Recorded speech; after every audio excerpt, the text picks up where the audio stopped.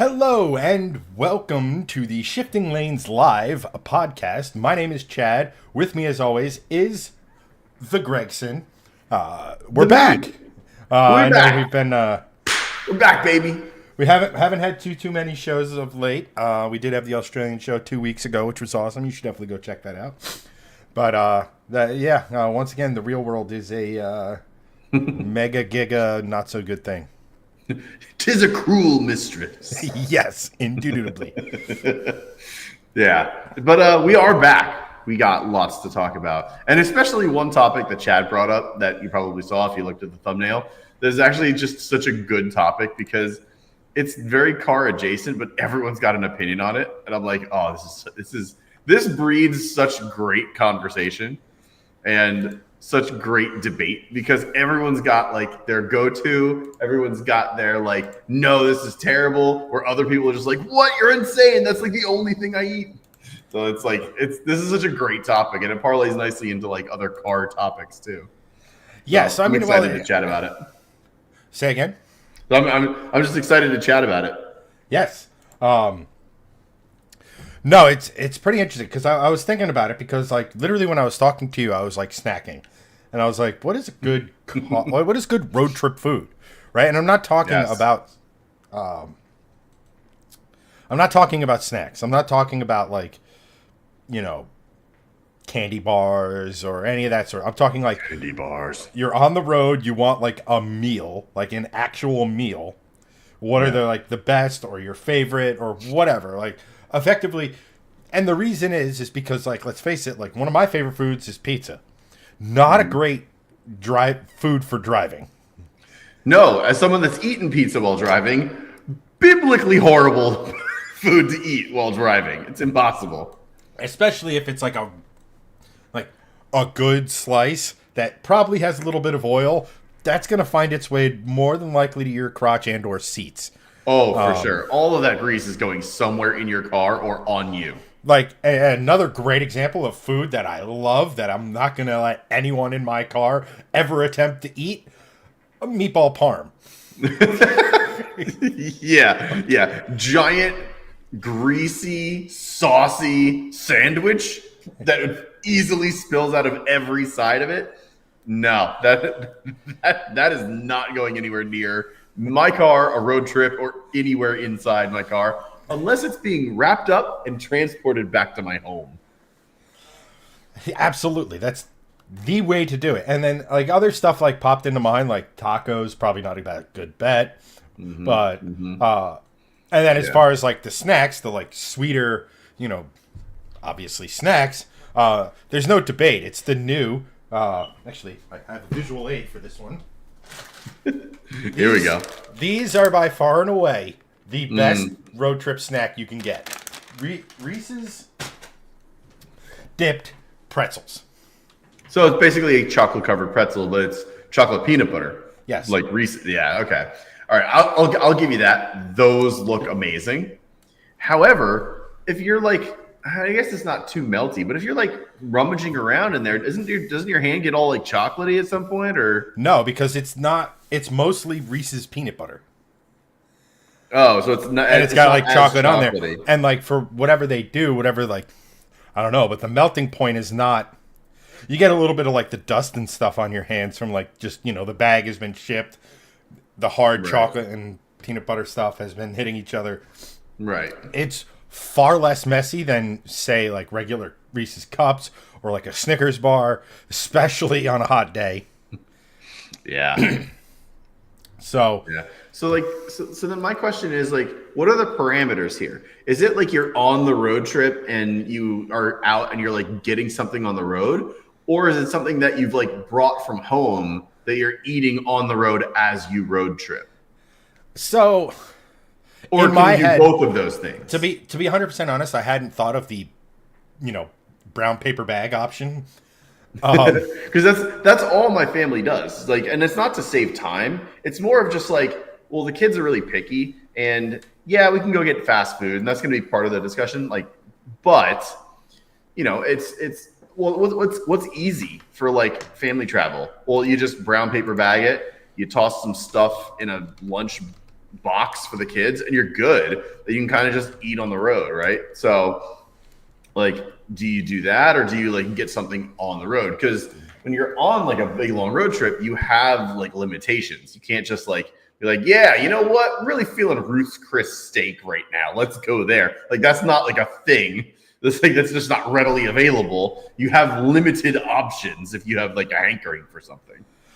Right. So in my head, when I concocted this particular idea, as I was in fact driving, I didn't really think of the bring it from home option, right? Like I said, Right. I didn't think that you could. I didn't think that like the Mattes are over here being like, "Hey, this is a kebab. It's actually a good, not messy fucking thing as long as it stays on the skewer." Right? Like, in my head, it was, Greg, you and I were going back down to Tail of the Dragon. About 6 hours in, we're feeling a bit peckish. We want to grab some food.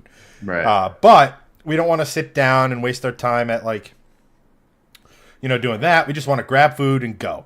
That was kind of where I was coming with this. I mean, we can cover all angles of it. But for the first part, that was the thought I had.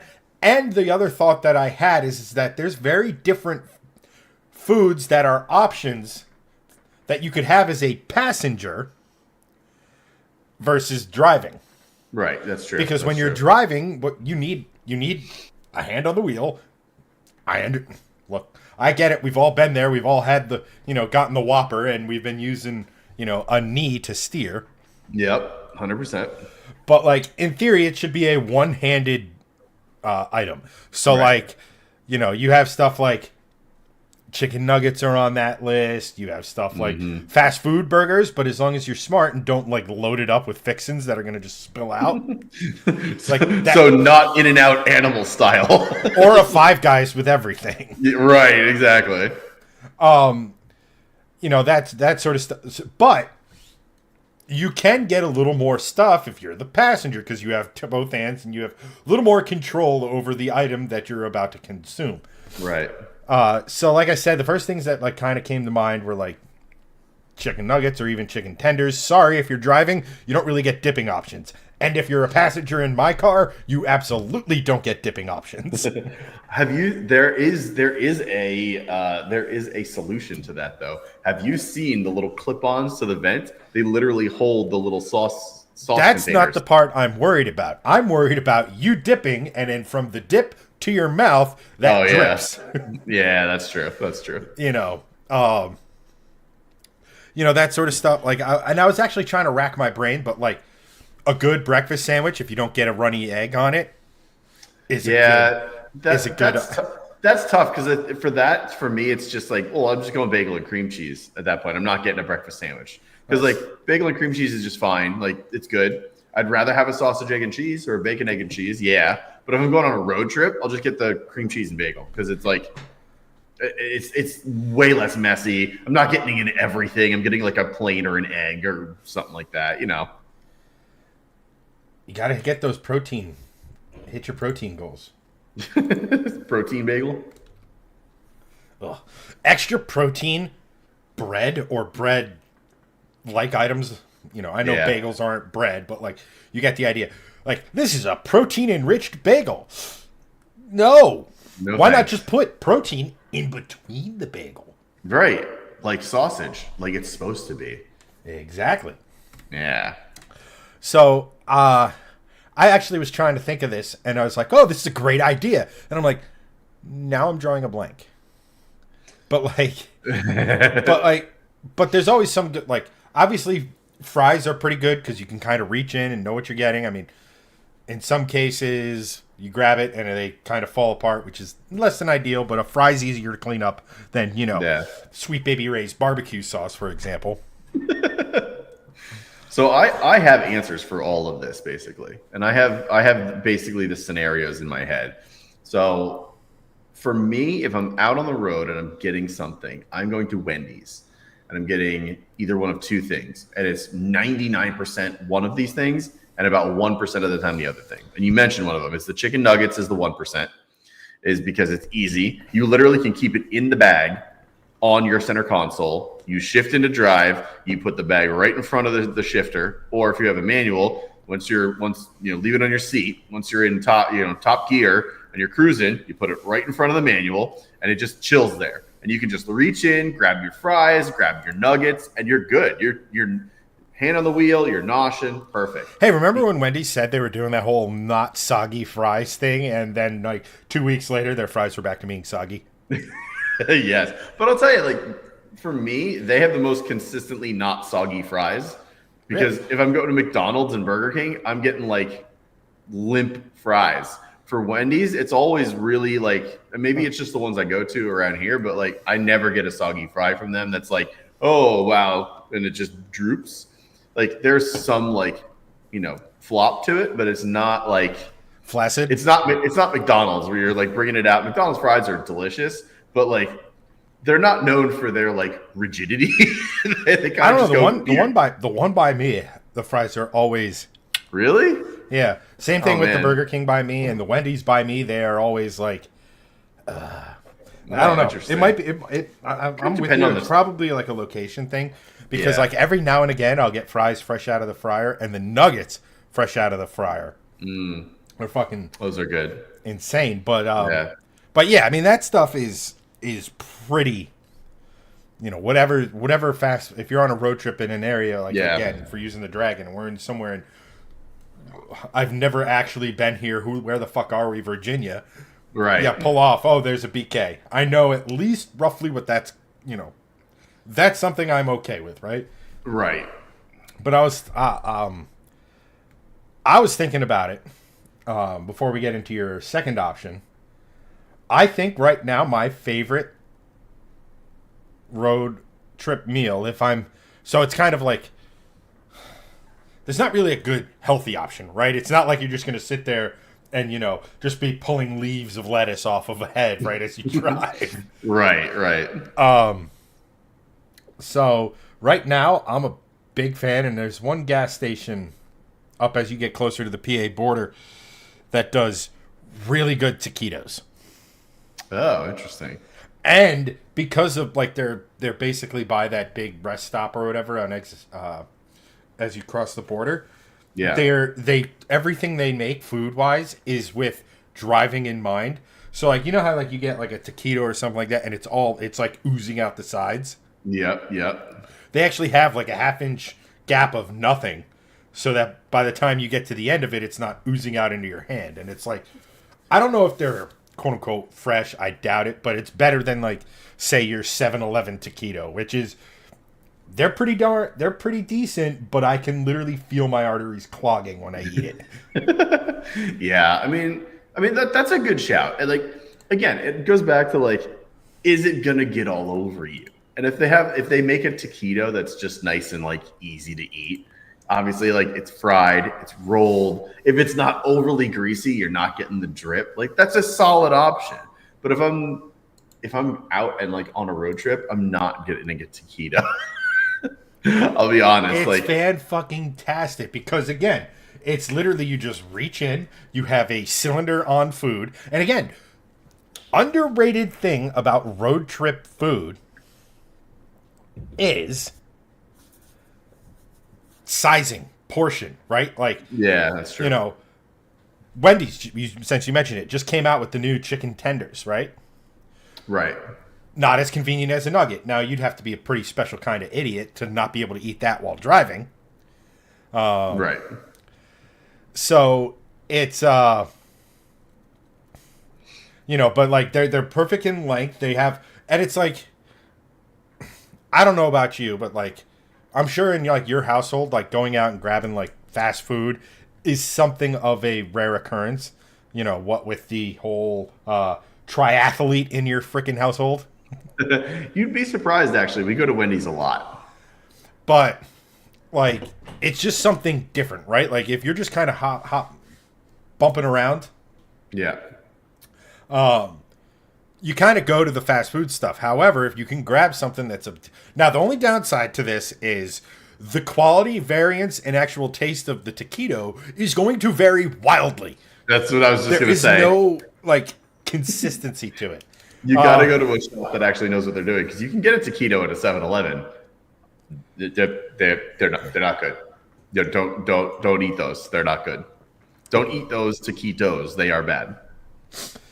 But I mean, like I was trying to think of that, and I was trying to think of something like different. Like usually speaking, if I'm on a road trip and I see a sign for a Wendy's or whatever, I'm gonna go, all right. I'll pull over. I know what I'm getting. Or like, Yeah. believe it or and especially if it's a grab and go type of situation. And real quick, Sleepy over on YouTube, you might be the only one over there, but we have people over on Facebook watching too. So you're not alone. You might be alone in the YouTube chat, but you're not alone overall. And apparently there's 2 people watching. So there we go.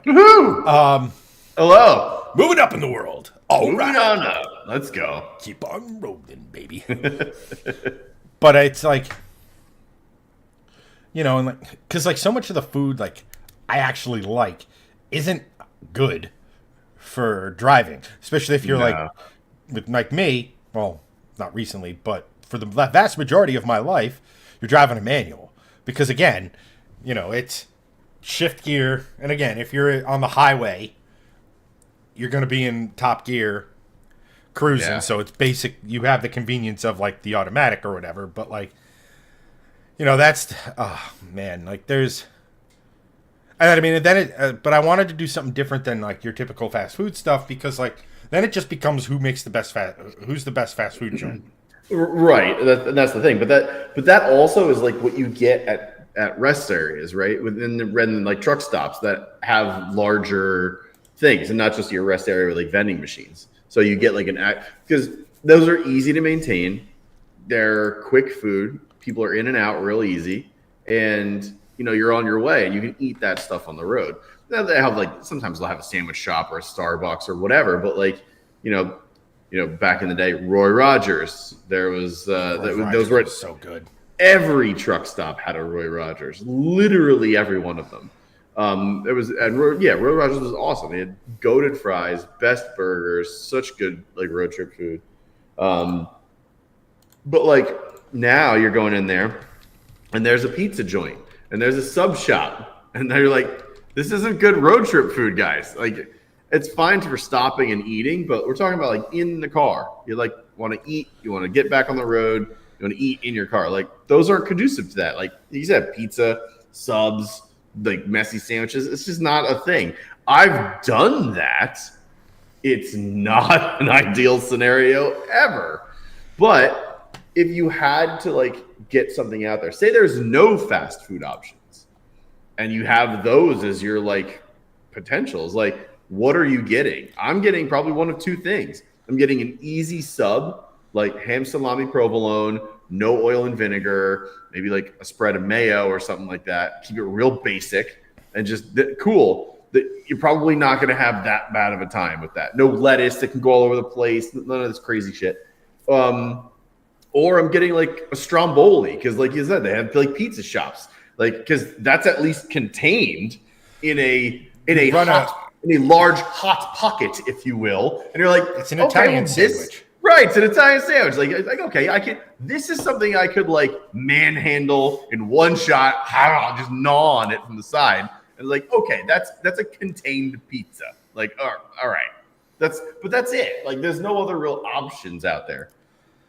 Yeah, and I mean, you're 100% right, which brings us to, well, what are you guys brown paper bagging? Because you've kind of piqued my interest when you mentioned that. It's sort of the same story as a sub shop. So basically, we'll just grab a bag of chips and a stromboli. A stromboli. We'll make our own strombolis. No, we'll grab a bag of chips. We'll have like a fruit, either an apple or something easy. Either we slice it up or we just eat it like just normal, like a pear, whatever. You got some pre-cut veggies or just like little baby carrots, easy to chuck in there, and a sandwich, like turkey and cheese sandwich with like a little spread of mayo. Done. Super easy. If you have a passenger, just let them hand them to you. But if you don't, same thing. Just put it in a bag. It's on your seat. Rummage around for it. Hey, there's my sandwich. Open up the bag. Hold the bag as you're driving because you can catch little crummies. You're good to go. It's super easy. And then same thing with the kids in the back. They'll have a sandwich. They'll have some chips. It's basically just your normal lunch. We wouldn't do, this like extravagant freaking, I'm gonna make a quinoa salad. It's like, that's not happening, and that shit's going everywhere. So like, enjoy your sandwich and Ziploc bag of Cheerios and shut up. Correct, exactly. If it can't fit in a baggie, it ain't fucking coming in this car. The end. That's kind of it for me.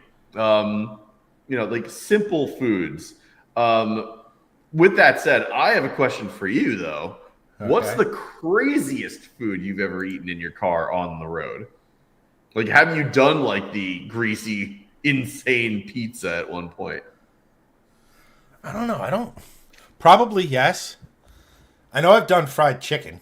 Like, not like that's a good one. Like literally have a leg. No, yeah. like a mutton joint. Just sitting out of traffic, like, yo, what's up? Yeah. Going to town. Oh my god! Someone looks over, they're like, "The fuck is that guy doing?" I know I've done like a Sbarro pizza in the car, but that's that's like, oh, this is New York pizza to someone who's never had actual New York style pizza. Yeah. That's just it. It's New York style pizza. It's not New York pizza. The sub thing, I don't know if that's necessarily that crazy. I mean, trying to think. I mean, I've had, let me finish before you react, but I've had soup, but I put it in a really tall thermos with extra broth. So, like, you drink the broth, and then by the time you have, like, a little bit of that down, you have the right noodle to... I was going to say, how in the hell did you do that? But thermos makes a lot of sense. It's just like, yes, driving with me, soup and spoon.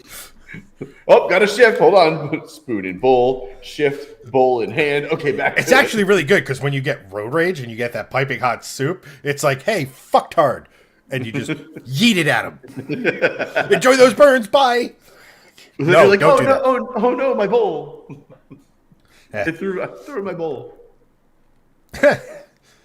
I'm sure there's some people out there watching who've done that, but not necessarily a soup bowl. But that's true. I think the biggest thing and I just Googled it, and it's all like healthy nonsense, like homemade kind bars. I'm like, the fuck website is this? Homemade kind bars? Just buy a kind bar. But like, I do remember the time we drove, I think, an hour and a half out of our way coming home from, I think it was Virginia Tech, to make sure we went to a Sonic. This is before we had Sonics up here. We didn't have them here. Yeah, that's right. We'd make pilgrimages to the things we didn't have food-wise. Yeah. It's like, I need to see what the whole hype is about. And I was like, okay, this isn't bad. I don't know. Yeah, it wasn't worth an hour and a half drive, though, for sure. I mean, at the end of the day, it was a X amount of hour drive home anyway, so it didn't feel like a crazy, you know what I mean? Yeah. It's like, it's one thing if you're doing like, it's like, oh, I'm going to drive to Greg's. Let me drive an hour and a half out of my way, but Greg lives 20 minutes from me. Right. Yeah. Different story. Yeah. But I'm trying to think of like what else I would bring. The craziest thing I've eaten on the road was sushi with chopsticks. That just sounds like one of your dumber ideas. Terrible idea. Absolutely terrible. And I tried to do the soy sauce too, and I'm just like, yeah, that ended poorly. That was in the Honda. That was in the Honda Accord I had. I was dedication to the game. Yeah, I was like, you know what? I can put this. Because I had it all set up, right? I had the sushi. I did the whole thing because that Honda was an automatic, so it was easy. Just put it in drive, good. So I put the sushi right in front of the shifter. I put the soy sauce in the cup holder. I put my other cup or my soda or water, whatever the hell I had, right in front of it. So I was like, okay, if it moves forward, then the cup's gonna stop it. Like an idiot. And then I'm like, okay. So I have one hand on the wheel and I have my chopsticks in my other hand.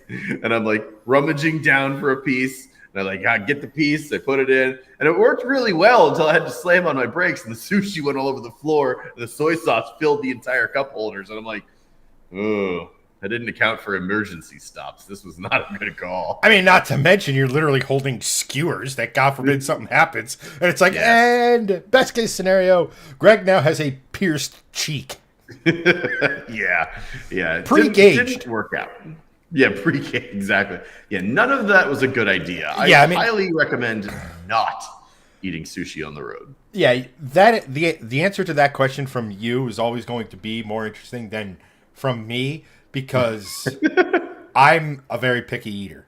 Like, and I don't venture into the realms all that often. Like, and I'm very much a guy. It's like I know what I like. I know where I'm going. Okay, I'm doing this food. I'm grabbing that. It's like, that looks decent. I'm gonna go over here and get what I know because I don't want to because nothing's worse than going to like a restaurant or whether it be like a food court at like a truck stop or something or whatever, and going, man, that smells really good. That looks really good. I think I'm gonna try that today. And then you go and you take your first bite and it's like, this is not at all what I was expecting. This is awful and fuck. Yeah, just ruins the day. So yeah.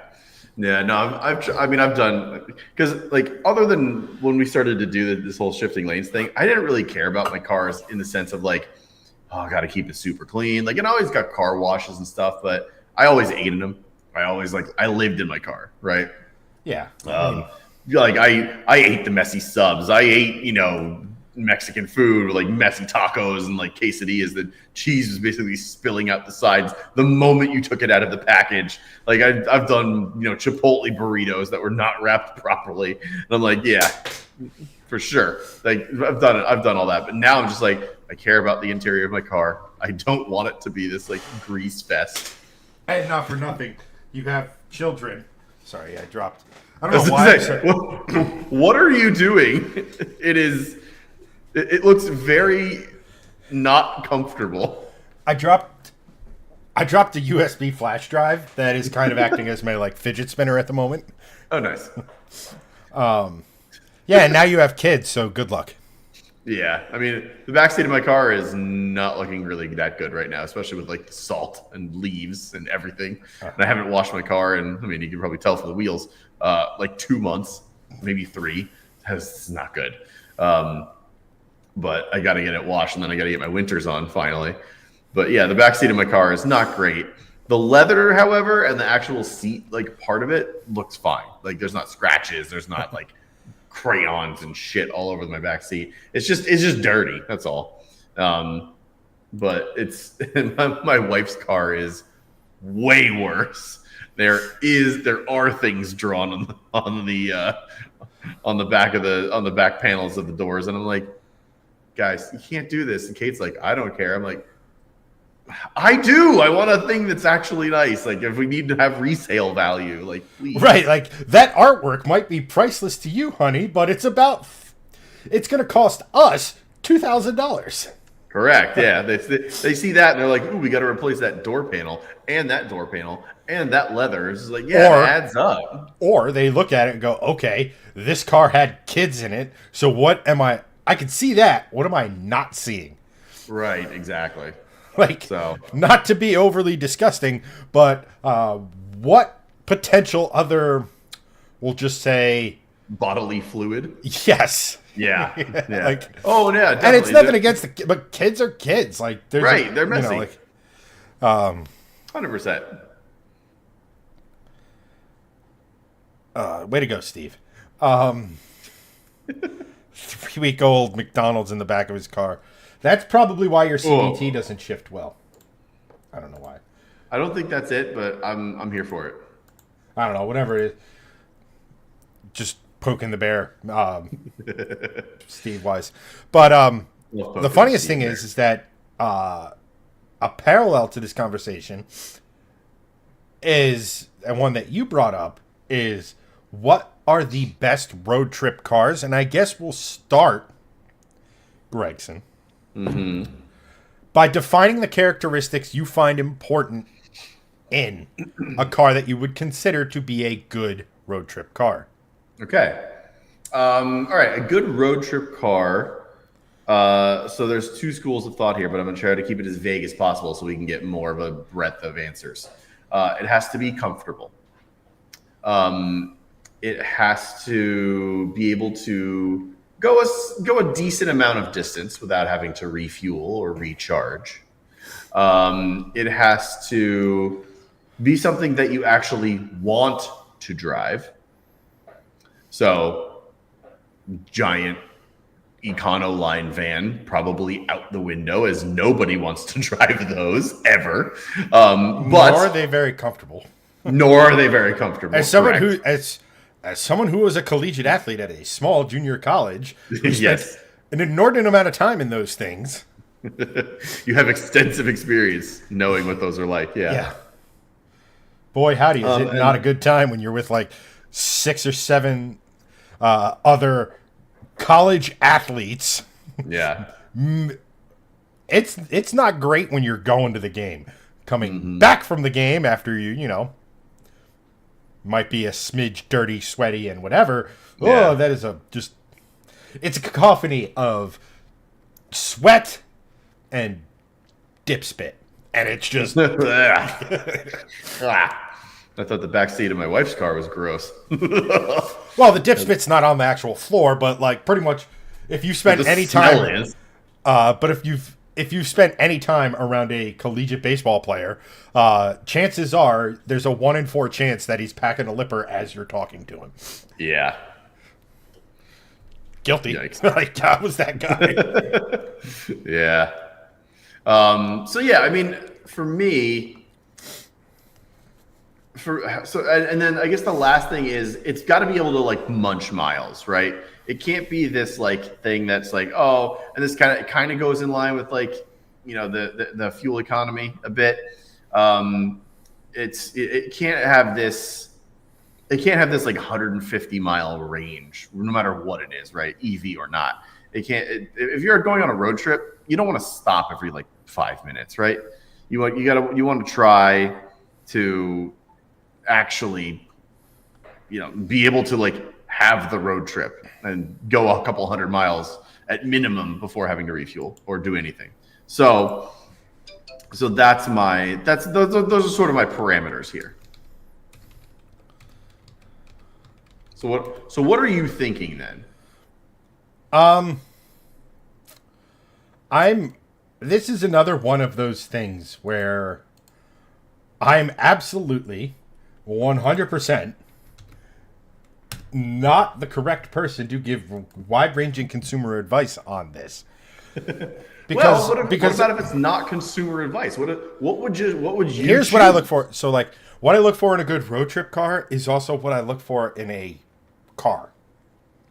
Right. And that is your whole thing of like something you actually want to drive. One of the best road trip cars I ever drove. And this is one of those things where I'd be willing to make a concession. Because I would sit here and tell you right now, if I'm going to do a road trip, chances are there's something on the end of that road trip that is, I'm going to want my car. I'm going to want the Mustang, right? Right. Like, there for it. So, probably going to be okay with like 25 miles per gallon on the highway. Well, hopefully a little bit better with the non-boosted one. Yeah. But, like, to me, that's just the part. Like, right when we drove down to the Tail of the Dragon, we drove down in our cars because we were going to Tail of the Dragon. Yeah, right? Exactly. It would have been like, oh, this would have been so much more comfortable if Greg brought his XC90. Yeah, very, very different trip. So like, for me, that would be my base answer. Is like, if I want to own the car, it's going to road trip. The Aston Martin, when we drove it back from Florida, on lowered suspension, BC coilovers, was plenty fine. Was mildly disconcerting when it rubbed going over expansion joints or over, the concrete bridges. But like, I would absolutely, that's a car. I'd absolutely road trip. Why? Because it's good when you're home. It's good when you're on vacation. It's a fun car, what have you.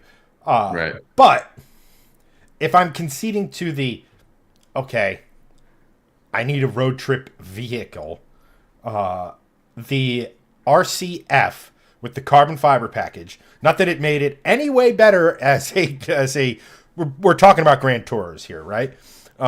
Effectively. Right. I mean, for this part of the conversation, yes. Like, I think that's sort of why I said that there's two schools of thought. So for me, there's Grand Tours, and then there's another one that I'll bring up after we talk about that. But one thing I want to mention is e-guitar player 6689 over on YouTube. Thank you for the $1.49 super chat. Appreciate you. Thank you, buddy. Appreciate you. Who is that? Is that a regular, or is it just a random person? I don't know. I had a thought initially, but I'm not here to blow up spots. But that car, it wasn't the best sports car, right? It was a little heavy. Yeah. What have you. But it had the right engine. It made the right noises. It was fun enough. And that extra weight makes it a slightly better road trip car because heavier cars tend to ride better. They tend to be more comfortable. And Lexus, you had great seats that were both supportive and comfortable. To me, you can get away with, let's just say, hypothetically speaking, my Mustang, when it's done, it has BC coilovers on it. It's going to be lowered a smidge. All this other sort of stuff. It is not built for comfort in the slightest in any of the suspension componentry. Yeah. But if you put the right seats into it, makes all the difference. Like Right. good seats in a road trip car, I think are the most important thing. Because then you can have all of the other stuff. You can have, you can have that fun, sporty car, but if the seats are good, it's not going to kill you. And like, not for nothing, I've done some road trips. I'm not the most healthy individual. I'm not in shape. I have a back that looks like a tangled freaking, like a tangled piece of fishing line that you threw in a drawer and forgot about for 3.5 years. I have at least one terrible knee and a not so great other knee. And because God apparently loves me, a few years back I hurt my ankle, and now that's starting to become a everyday sort of soreness that I have to deal with because I'm goddamn old.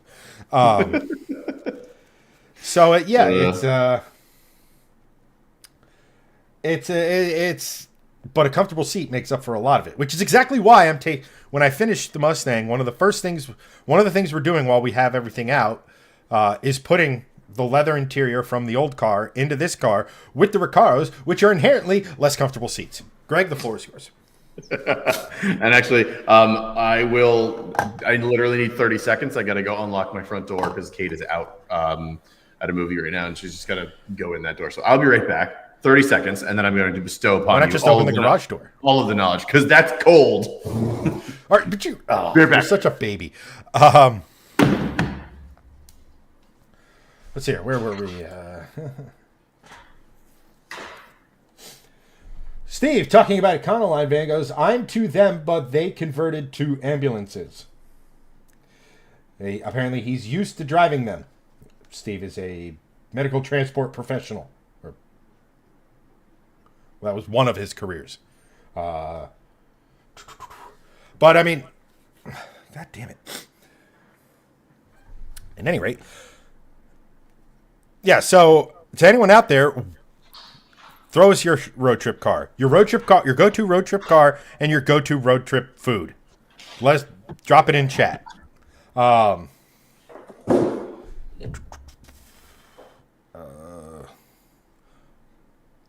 Did you change your shirt? No.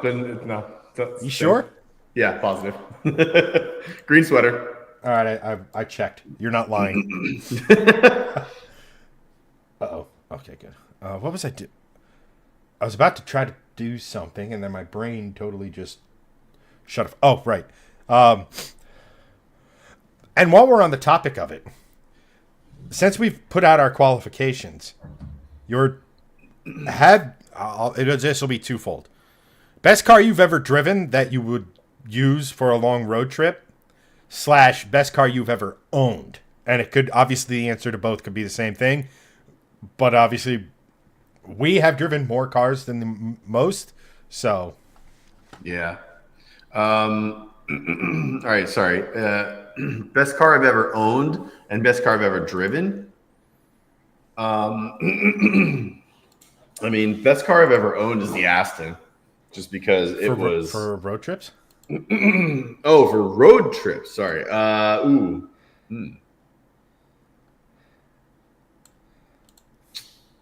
For road trips, I'll have to say the XC90, honestly. And this is, again, going back to my two schools of thought. It's got a lot of space. It's very comfortable.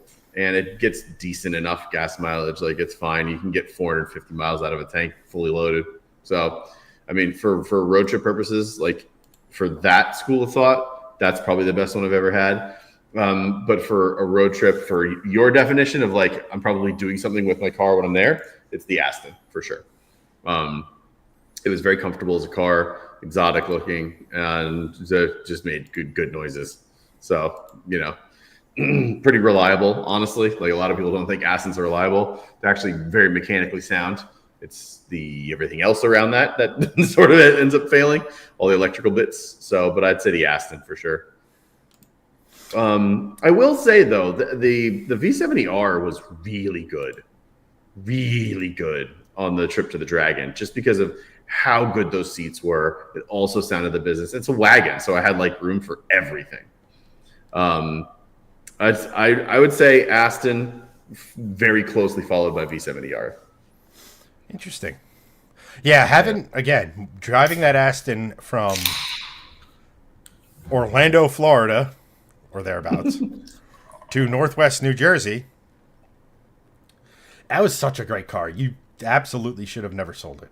I know, but such an MA, had to. And it wasn't even that it was going to be a stupid fast car. It just did everything well. Yeah, it did. But so to your point, if we're talking about good road trip cars in a GT for me, there is only one answer to this question. Because it literally does everything, and it has enough room that you can fit, if you're just a single person, or even honestly even just two people, you can fit enough into this car for a road trip. It is a GT, obviously, Grand Tour, but it is a car it is no longer a GT, and I think I'm going to surprise you when I say the Chevrolet Corvette.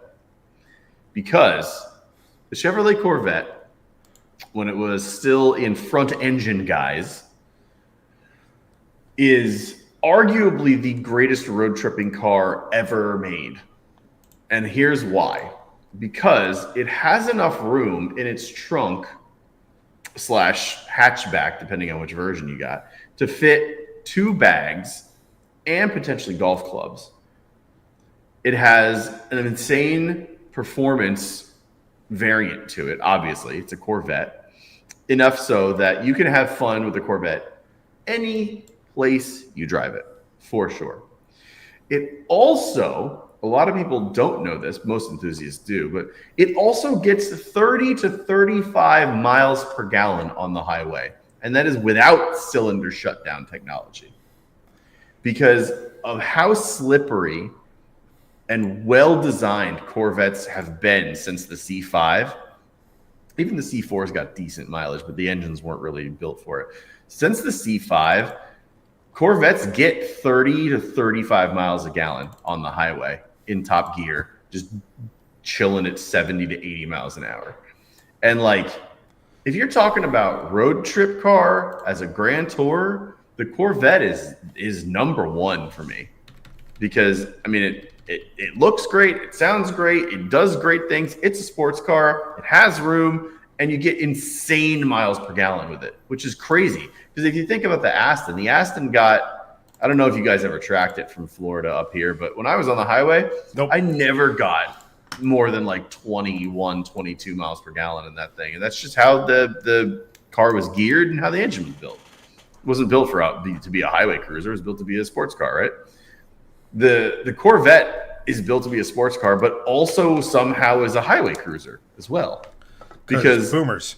Well, right. But like my Honda Accord from 2006, brand new, barely got 30 to 35 miles a gallon on the highway. And I'm like, this Corvette's doing the same MPGs, and it's a freaking Corvette. So like, to me, that's the ultimate road trip GT, just because it does everything, and it does everything really well. If I am buying for myself, I'm buying something different potentially, just because I like other cars. But that's the ultimate road trip GT car, period. End of discussion. The other school of thought is like, again, because family with kids, like, what's the ultimate road trip like vehicle? Because, you know, we talked about, like, my wife has an XC90. You know, we talked about how shitty Econoline vans are. But like, what big SUV would you get? Because like, that's probably where you're going, right? And to me, like, I would buy a Chevy Tahoe. I love how they look, but they get biblically horrible gas mileage. And if you have a family, you're going to want to load it up with stuff. You're going to want to get good gas mileage. It's got to be a minivan. It has to be. Those are the ultimate road trip family vehicles. You have tons of space. You don't have, like, if you have a big family, cool. You probably won't have as much, you know, cargo space, right? But you can fold those seats down in the back. You have 2 captain's chairs. You got 2 regular chairs up front, you know, your normal seats. And you have an insane amount of space that you could just do and that you have for things. And it gets great gas mileage because it drives more like a car. It's on like a car chassis. It has a car engine gearing. You know, minivans on the highway get 25, 30, 32, 33 miles per gallon because that's what they're made to do. They're made to munch miles, right? So for me, if it's that 2 criteria, probably going to buy like a Toyota Sienna or a Chevy Corvette. Those are my 2 for sure. And I'm fairly certain both of those, or at least one of those, surprises you. That's my guess. I mean, not really, because you're such a ridiculously logical human person, and it infuriates me. But there are other logical answers to that too. Like, I'm surprised. Like, Wagon's not on the list. Yeah, which is why you're probably going to get a random drug test in a not too distant future from the Shifting Lanes HR department, because, like, not for nothing, if we're talking perfect road trip car, it's got to be a wagon, because it's going to do everything an SUV will do.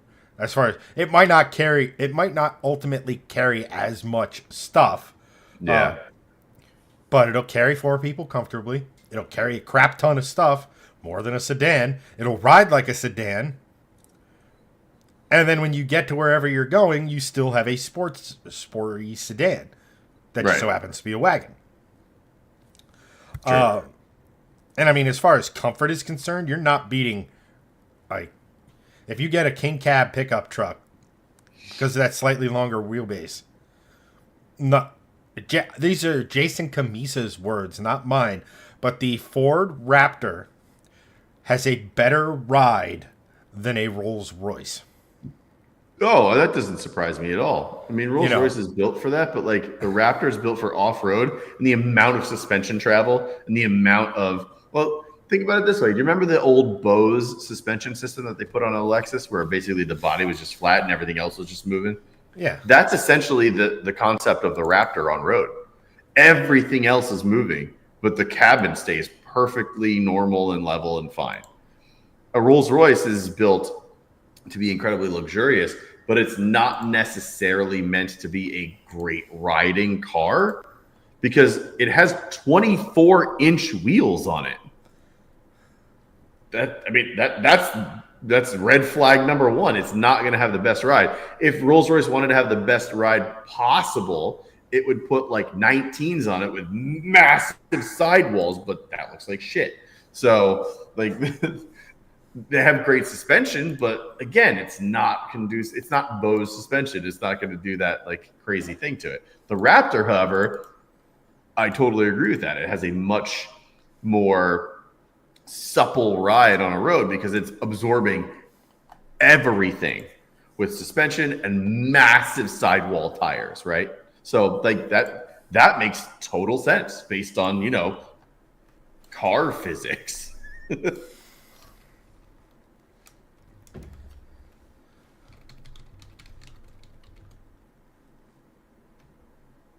Oh, I was like, you doing your motionless thing again?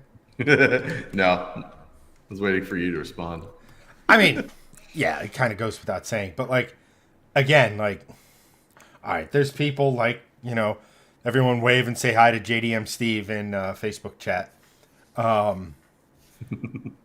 He's all-wheel drive Toyota Sienna for the win. We were talking about this a while ago, and basically minivans have kind of reached the point where they've become, they went from being stupendously uncool when we were growing up. Mm-hmm. Yeah. To a few years ago being ironically cool. Like, oh, you did what with the minivan? To where people now are looking at them like, well, this is new and different, or not new and different, but like, this is different from literally, because only how many manufacturers make a minivan? Not many. I think Chrysler, it's three. Honda. Chrysler, Honda, Toyota. That's it. Oh, wait, no, Kia. I think Kia has one. Yeah. But it's like it's not many. So it's become a different option, and it's not a crossover. And well, that's the thing. It's become the counterculture, right? It became originally the car, and everyone's like, oh man, I see these everywhere. I hate them. And also back then they were so bare bones, right? They were literally vans. Now they're like luxury vehicles. They have TVs and vacuum cleaners and they have so much shit in them. Like they're fucking amazing. Like I'd buy that now. And then they're like, it's also like you don't see them a lot. All you see is SUVs and crossovers. Now it's like, oh, that's a minivan. Didn't know they made those anymore. Also, there's lots of shit in them that you could use. So I mean, they are now like semi cool in that sense. Like you said, they've become the counterculture. Mm-hmm. Totally. But again, for me, that RCF, hands down, best road trip car I've ever driven for two people. Yeah. Yeah. It has back no seats. more than that. It has back seats. But you wouldn't necessarily want to put a grown adult back there, which I honestly think is the perfect layout for a car. I can take the person I want to take with me, and yeah, sure, I could drive you guys. It's going to be a little uncomfortable, blah, blah, blah, but like, I could. And they're like, no, we'll find something else. It's like fantastic. I know as a father, that's probably not your go-to when the family has to go and it's the wife, the two kids. But I mean, not for nothing. Even like my Mustang, probably going to have more than enough legroom for your kids back there, mostly because you are not tall people. No. We can pretty much fit anywhere. That's the one benefit about being short. Like, we can kind of buy whatever vehicle we want. We can kind of fit wherever we need to. Like, if we really had to, like, fit the kids into a two-door car that had really tiny back seats, like, we can. But we don't have to. we can drive something a little bigger, which is kind of nicer. What the hell is... Sean is here and making some of the sense. So he goes, I'm also 37, helped raise my girlfriend's kid since she was little, and have a son on the way. I'll take to see any day as long as it's the last gen.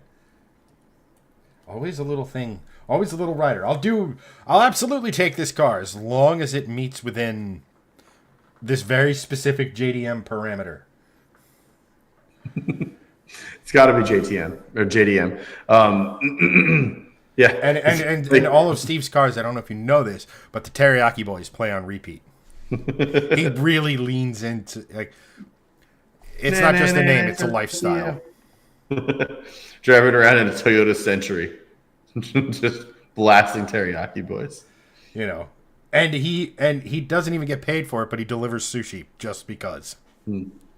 That's deep cut. Just because. Deep cut. And Sean goes, initial deep cut. Haha! Sean goes, I will lay across your back seat like Fred Savage or a cheap lady of the night. A cheap fishing hook. I mean, I see we've hit the Christmas mead early this year. No, Hook. Not you. Oh, well. Sean's Superior American brand. Nice. Steve, we mock out of love. That's right. If we didn't, there's yes. words. We're from Jersey. We bust balls because of love. It's literally literally you drive into the state. Sarcasm and ball busting. It's how we hug. Yes, my love language is making fun of you. Yes, if I don't, then you're just another person in the sea of humanity. That I will be right back again. Sorry, I need to go take care of a kid thing. I shall return. The next segment, guys, I'm proud to announce, is actually sponsored by Trojan. Don't be a fool. Wrap your tool. Trojan and its affiliates are no way associated with Shifting Lanes and Shifting Lanes LLC. At any rate, what else? That's another thing. Like, what cars were definitely not cool when we were growing up, or when you were growing up? That are cool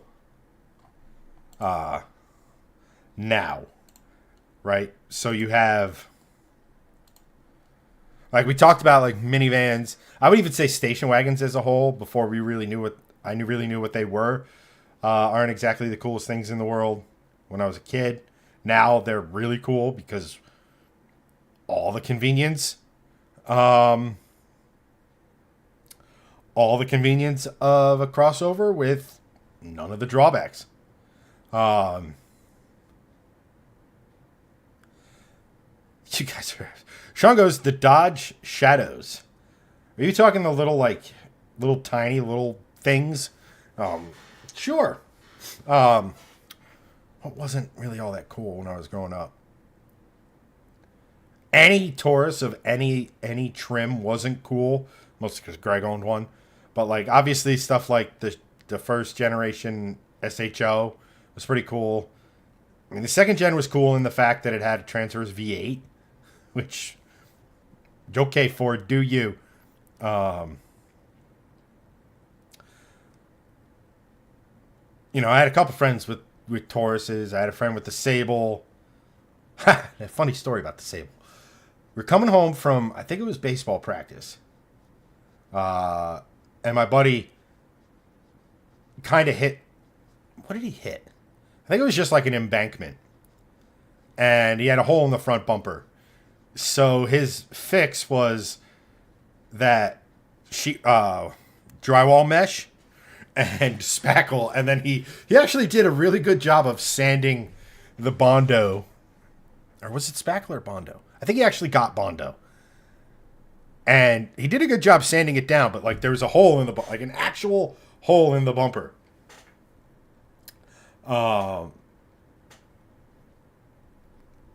he fixed it with, like, sort of some redneck ingenuity. And I was like, unless, like, and he did paint it primer or what have you. Steve goes, Ford probes were hated growing up. Still don't like them. I don't like the first gens. The second gens look cool. I think, the more rounder body style with the probes. I think those are kind of, especially now if you get one with the right set of wheels. I don't know how good the motors are in those, but I mean, I'm sure you could get one for pretty dang cheap.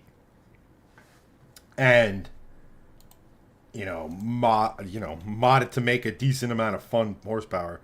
Let's see what they're going for. Car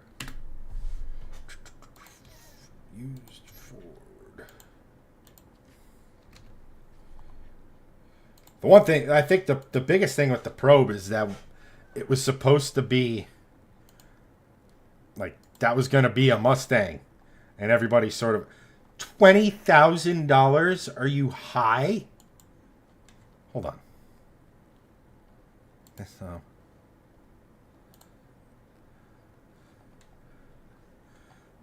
$19,980 for a Ford Probe GT. Manual gearbox. 70,000 miles. A whopping 164 horsepower out of a 2.5 liter V6 engine. Clean title, no accidents reported. That is insane. All right, let's go back to, back to reality. Is there only like 3 for sale in the whole country? I guess so. What about Auto Tempest?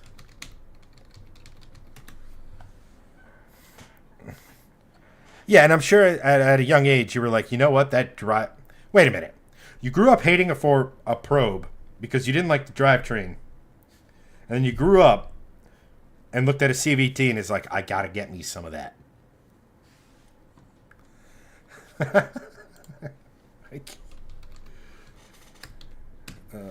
Probe nationwide search. Yeah, absolutely. Here it is again. What the hell?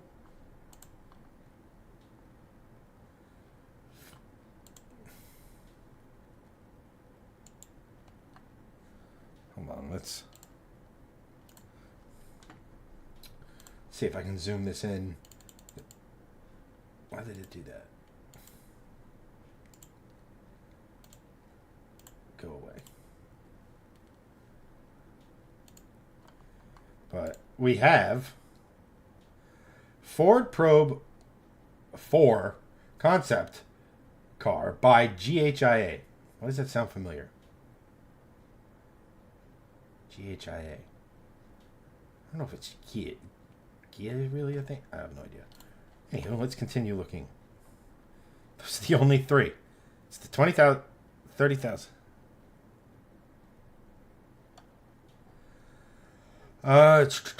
Nothing on. Let's see here. So what you're saying, Steve, is that we should get you a Ford Probe and K-swap it. Possibly with Honda drivetrain. Huh. What the fuck is this thing? Ford Probe. Let's Google this.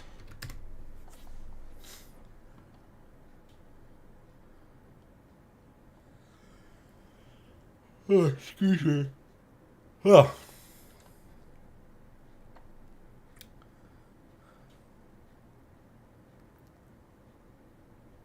There you go. Sean's on board. Tonight.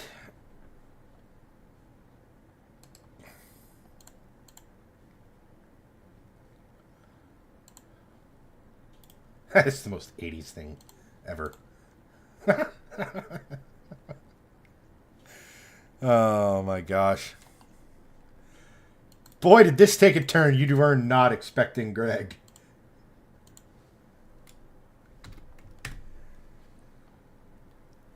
Oh, shoot. Feedback, baby. Excuse me. So somehow we got on the topic of the Ford. Oh, Steve brought up the Ford Probe. The Ford Probe? You mean yes. The Mustang's replacement that didn't replace the Mustang? Yes, thank God. Oh my gosh. Stop looking at a car that... Steve over here looking at the lot. So we talked about the 2nd gen Ford Probe, or the 3rd gen or whatever. The one that actually looked good. Yep. And Steve's like, the driveline's crap. I'm like, okay, K-swap it. And now he's like, I need something with more room these days. It's like, we're not playing the logical game, like the sensible game. We're not playing the buy this now is like your only vehicle. Do the thing. I'm sorry, Steve. I know it seems like we're ragging on you. I'm just saying, like, sometimes, man, we're playing the what, The what if. It's okay. Let me put it to you this way: the K-swap Probe is one of those pie in the sky things. Not like we're gonna bully Greg into getting a bigger turbo. Yeah. That's not happening. Oh, I got my car inspected. That sounds like it's not very interesting, but it was out since March, and Those are rookie numbers. I've been driving around for the last 9 months with it just chilling. Oh, just chilling. Hold on. Do I have? Well, it got so bad that one of the moms at pickup, because I park on a side street in my neighborhood and just walk down the path down towards the school. And this really nice woman comes up and is like, "Oh, hey, are you such and such? You know, I know your wife from the library." I was like, "Oh yeah, hi, how are you?" So she introduces herself. Her name's Melissa. She's got her daughter is in one of my son's grades. She's like, "Hey, I just want to let you know, I came up to you. Your car is like 9 months out of inspection." And I'm like, "Really?" I played it off like, I didn't know what I was talking about. I was like, I knew it was out of date. I was like, "Oh man, thank you so much for letting me know." I must have thought it was 2026. Ah, geez, whatever. And I'm like, meanwhile, I'm just in the back of my head. I'm just like, yeah, I know. I'm trying to see how long I can kind of push it. But I know didn't you drive around for like 2 years without it being inspected? I think. Hold on. Trying to think. I think dating back to the Lexus when I bought that, which was damn near 20 years ago. That's a while ago. Probably closer to like 18. Yeah. I'm not kidding. In those 18 years, I think I have gotten a vehicle of mine inspected at most 4 times. You want to take a crack at when the Mustang was last inspected? Oh God, 2023? Try again. 22? 21? Oh my God, 2020? I think it was 2020 and it got the COVID extension. But it doesn't actually have a sticker. Jesus. Oh my God. Wait, so it has no inspection sticker on it? Nope. Wait, So wait, how does that work then? Like, it's very unless a cop has to come behind me to see that I have Jersey tags. Yeah, that's true. If I'm driving towards him, he doesn't see Jersey tags, and nor is he looking at my windshield and going, "I need to know what license plate is on that Mustang." Have you ever been pulled over for no front plate? Nope. Wow. I have many times. Man, that's crazy. That's crazy. They never pulled me over in the Aston when I had no front plate because I'm not fucking. It might be one of those things where it's like, all right, I appreciate the hustle.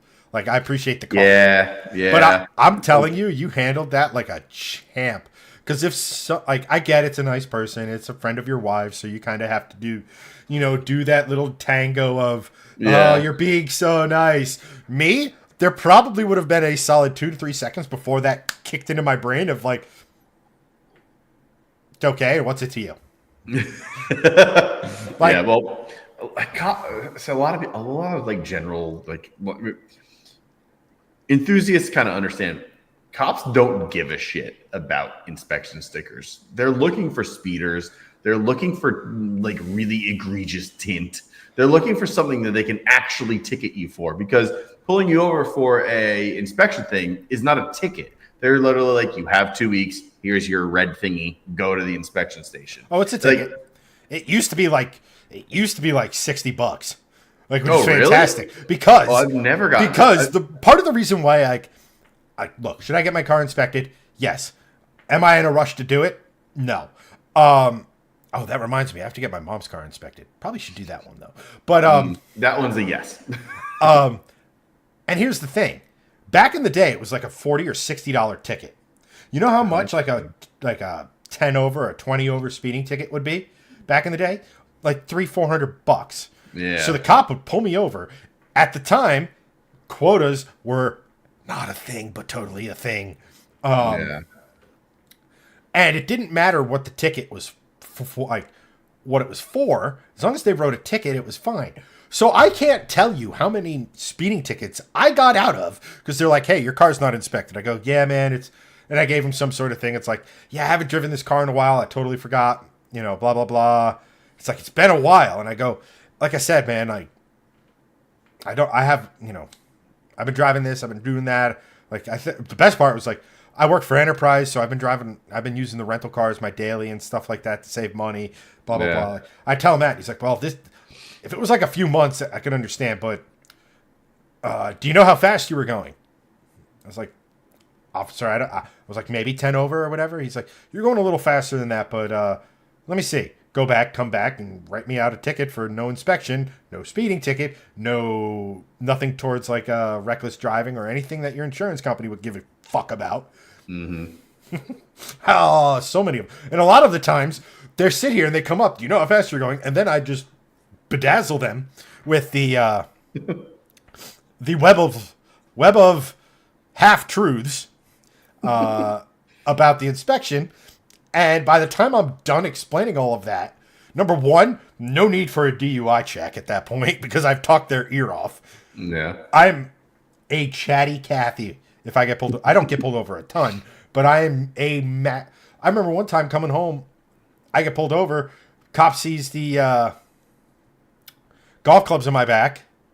He goes, oh, are you a golfer? I go, yeah, I golf quite a bit, a couple times a week or whatever, blah, blah, blah. I was like, I'm really excited. I got a new driver, new irons or something like that. He goes, oh, yeah, well, what kind of, like, all of a sudden he's now talking to me about golf.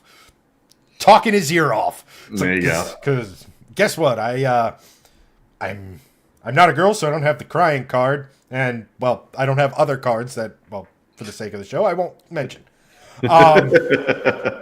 2 very large cards attached to you. Up high. Hey, Lisa, what's going on? Welcome. I'm not being an ass. She literally popped in today while you were saying that. No, I know.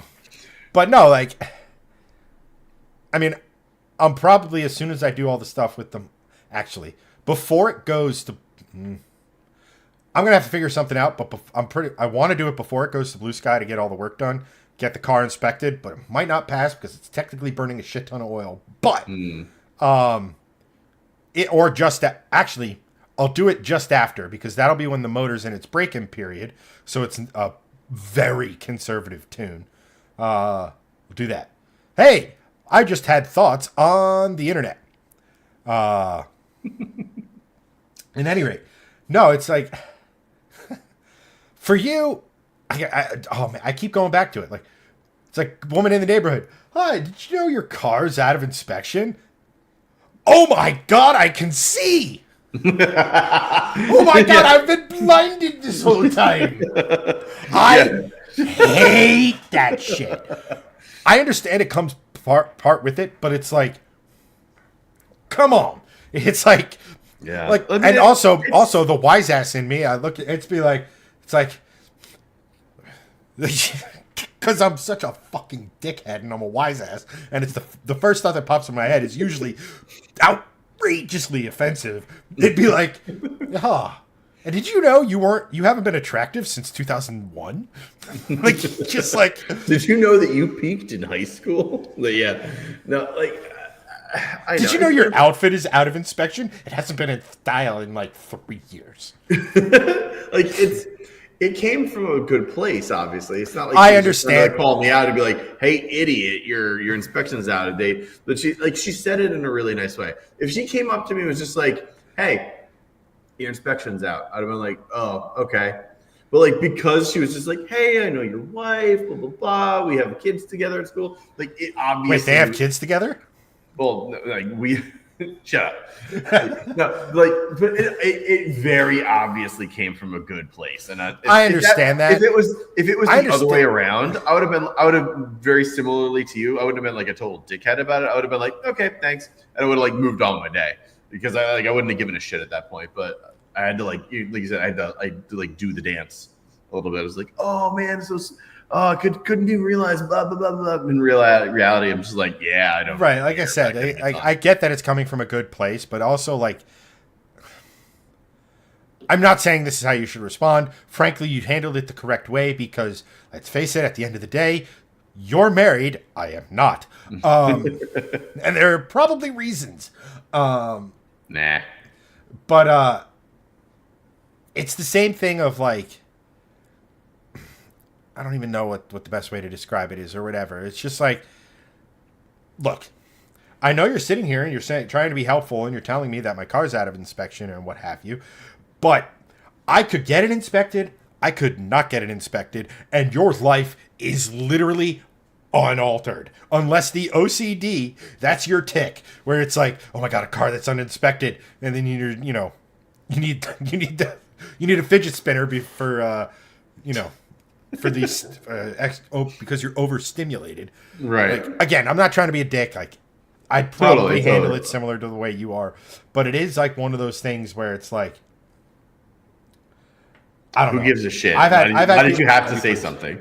I've had people come up to me and comment me on my car, and it's taking all of my strength to not just be there. It's like, yeah, but that inconveniences you for like 25 seconds.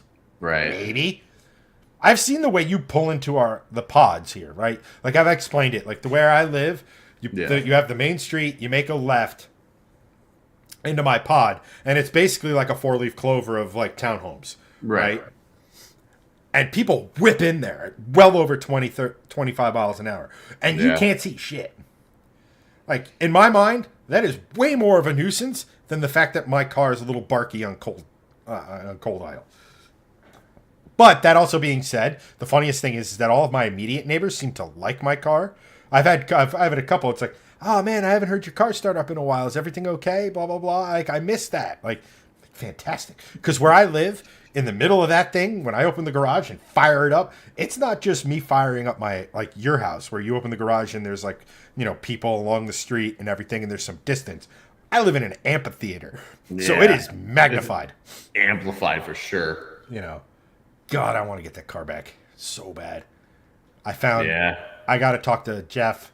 I finally found a set of cams that don't require custom grinding to move the power band into the 8,000, 8,500 RPM range. I mean, yes. Well, I'll break it down another way. If the cams won't do that, there's no point in revving that high. Well, yeah. And as God is my witness, on 93 octane, I will have an 8,500 RPM redline and laugh at everyone. It's like, oh, look at my Honda. It revs to 8,000. Fantastic. Good for you. I have more than double you, and I rev higher. And I have double your cylinders. As God intended. Sorry, Steve.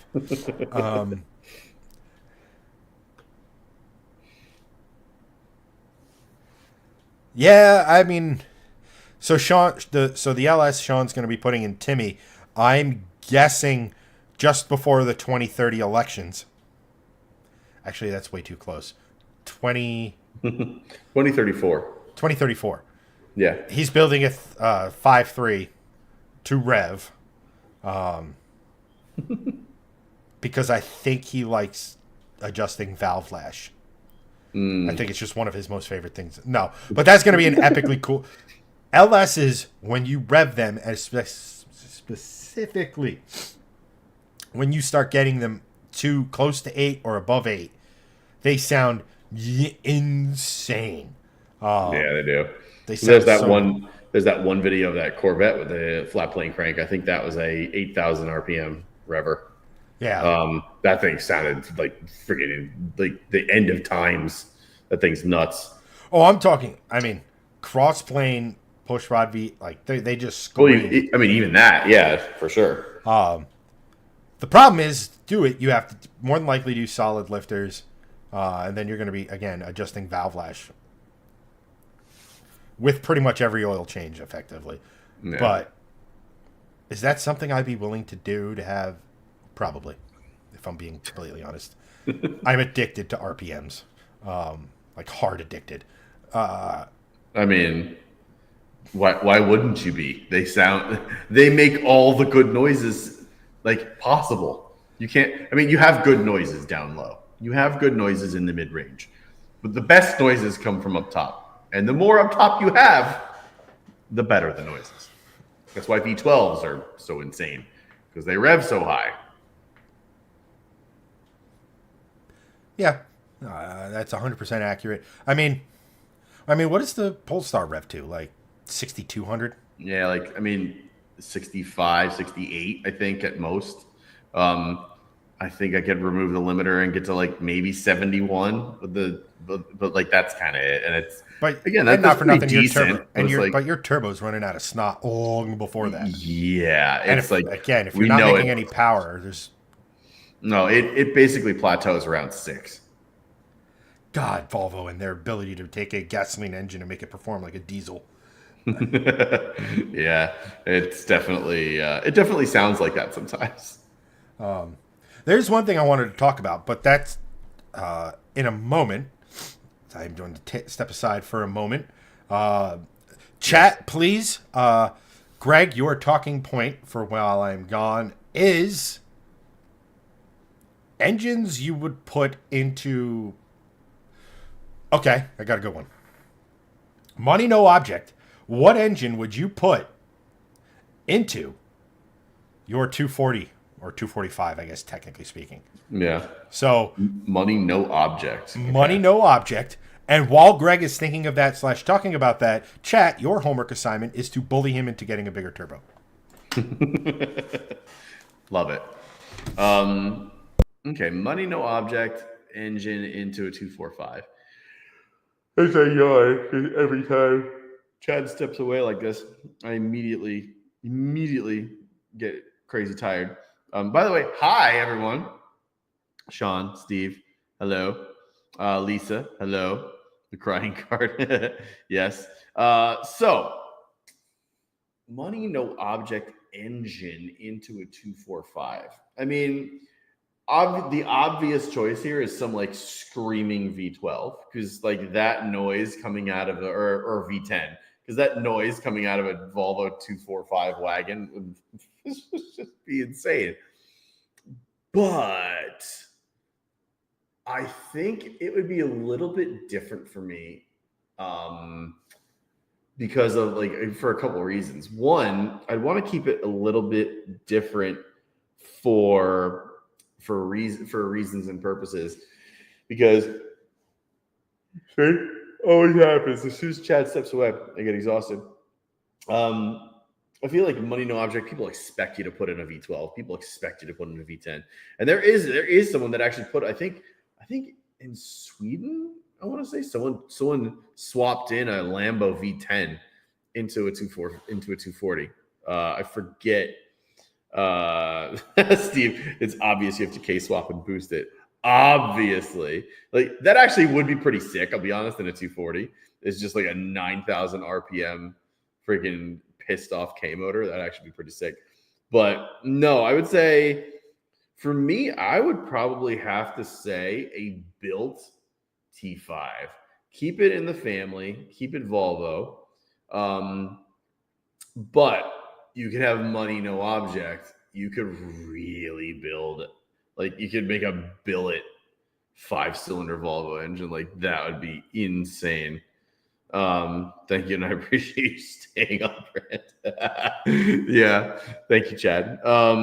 Let's see. Lisa said you have a daily driver then. You have I think I'll go annoy the local kids. 8,000 RPM. Just show them they have no clue about building beasties. Yeah, that's true. Sean, there's a guy in Spain who swapped in the V12 from a 599 GTB and 740 wagon. That's nuts. But again, I think like that's sort of like what's expected.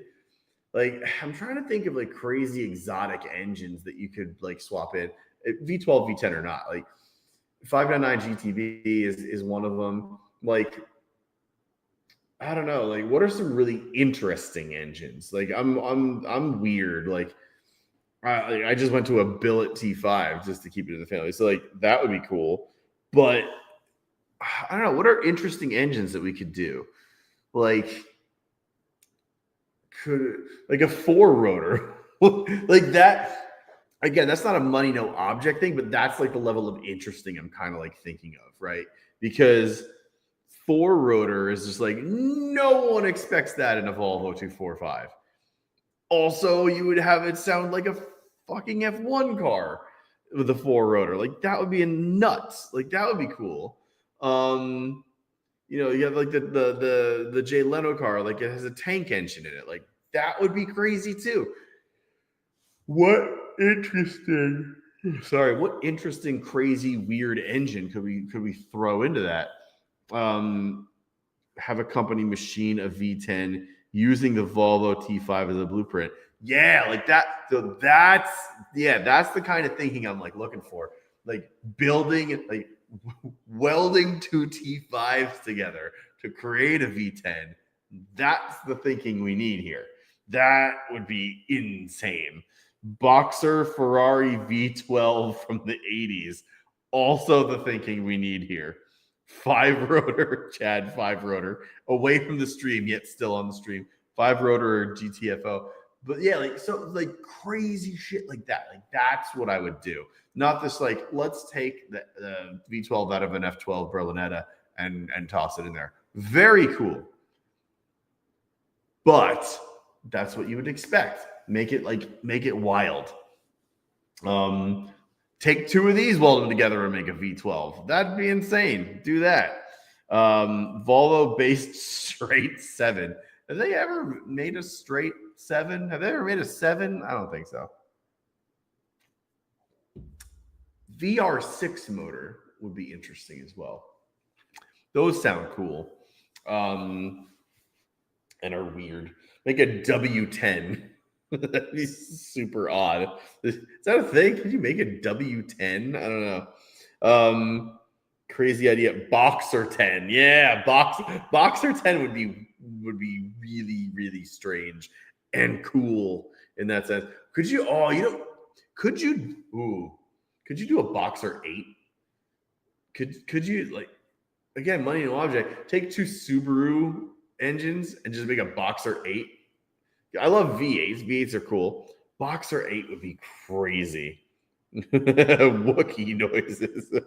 W12 from a VW. That would be cool. What did they have that W12? That was the Phaeton, I think it was. That would be cool. Fuck.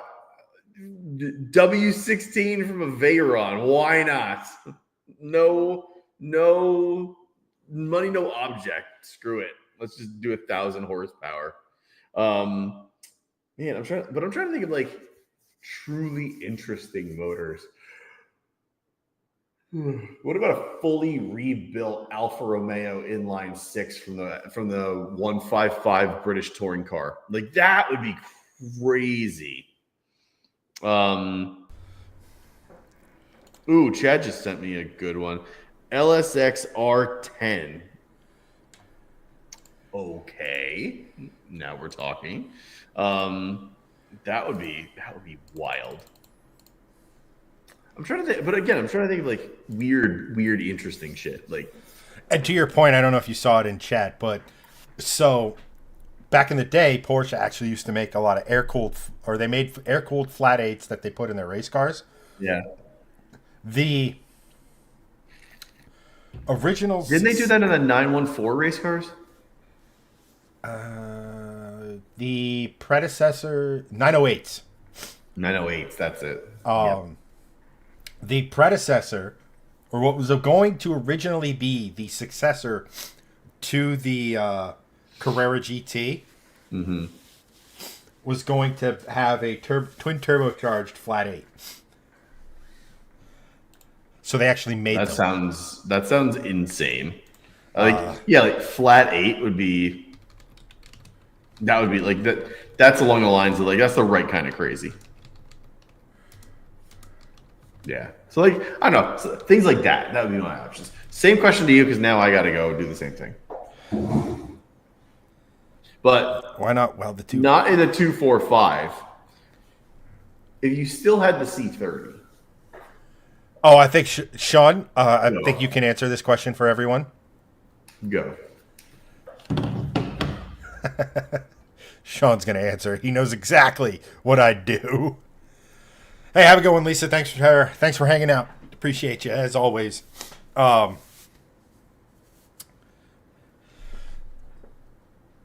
So if I still had the C30, I would take the 4.4 liter narrow 60 degree V angle V8 from like the XC90s and the whatever wagon had it, XC60, I think.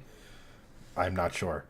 But yeah, as Sean said, the Yamaha 4.4 V8 with the all-wheel drive system from a V50 or S40 hooked up to a manual gearbox, because that car with all... And here's a nice little thing. In American Rally,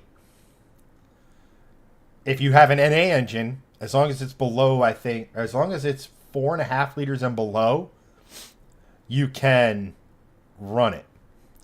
So, like, that's why, like, a guy did a Ferrari 458 engine in a... Was it a 458 engine? Something to that effect. A Ferrari V8 into a Subaru WRX. S80 and XC90. Thank you, Mr. Volvo Encyclopedia. That is Sean Ford. I think we should look into changing your last name to Sean Volvo, or at the very least, Sean Fomoco. What else? Honestly speaking, what would absolutely be the dream scenario for the C30 in terms of putting an engine in it that it didn't come with isn't the right way of saying it. Building an engine that is kind of bucks the trend and is different and is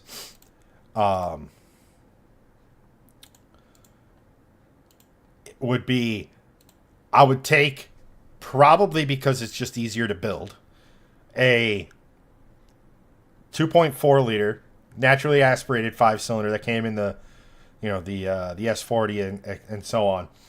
I'd send it off to someone to get absolutely built to the nines.